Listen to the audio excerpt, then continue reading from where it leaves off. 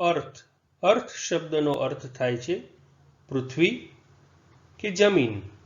આ શબ્દને આપણે વાક્યમાં પ્રયોગ કરીને જોઈએ.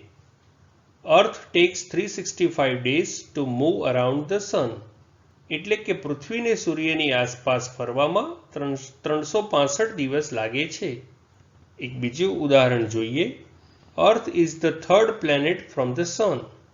એટલે કે પૃથ્વી સૂર્યથી ત્રીજો ગ્રહ છે.